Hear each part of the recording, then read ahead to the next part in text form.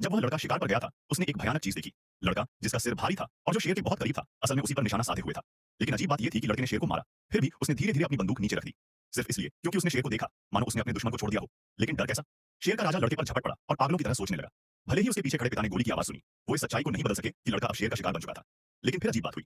शेर का राजा लड़के को दूर तक घसीट कर ले गया और आखिर में उसे छोड़ दिया। उसने अपना एक खून का कतरा लड़के के घाव में टपका दिया और यही बात लड़के के शरीर में एक अजीब बदलाव की वजह बनी। ये नजारा देख डॉक्टर जो लड़के को मरा हुआ घोषित कर चुका था, दंग रह गया। कुछ ही दिनों में लड़का सीधा अस्पताल पहुंच गया और तभी उसने अपनी हालत पर ध्यान दिया। उसकी सुनने की क्षमता ऐसी हो गई जैसे वो किसी गुफा में हो। जब लड़के ने पीछे मुड़कर देखा तो पाया कि एक झुंड बैल उसकी तरफ दौड़ता चला आ रहा है। उस पल वह इतना डर गया कि हिलने की हिम्मत भी नहीं हुई। लेकिन हैरानी की बात यह थी कि बैल उसे टकराए बिना निकल गए। यहाँ तक कि झुंड का अगुआ बैल उसके सामने खड़ा हो गया, जैसे लड़के की शक्ल से बहुत प्रभावित हो। जब सारे बैल आगे निकल गए, अगुआ बैल ने अपनी आंखों से लड़के को आखिरी विदाई दी। फिर लड़का जंगल में आया। उसने अपनी कीमती धातु से एक लंबी तलवार बनाई। उसने तलवार को अपने हाथों से फेंका और वो तलवार हजारों मील दूर जाकर एक पेड़ के तने में बिल्कुल सटीक जाकर ढस गई।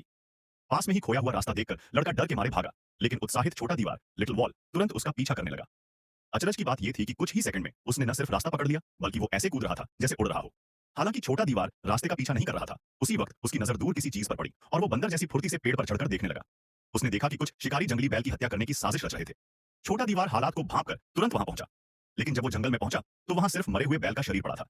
गुस्से में छोटा दीवार ने जमीन पर पड़ा छोटा चाकू उठा लिया। तभी पीछे से एक शिकारी ने पिस्तौल तान दी और उसे चाकू नीचे रखने को कहा। अगले ही पल छोटा दीवार के भीतर छिपा जानवर जाग उठा। उसने शिकारी को उठाकर उन पर फेंक दिया और पागलों की तरह हमला कर दिया।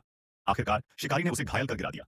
लेकिन छोटा दीवार ने मरे हुए जंगली बैल को देखा और ठान लिया कि वो जंगल की रक्षा करेगा और उन सभी बुरे लोगों को खत्म करेगा जिन्होंने मासूम जानवरों को मारा।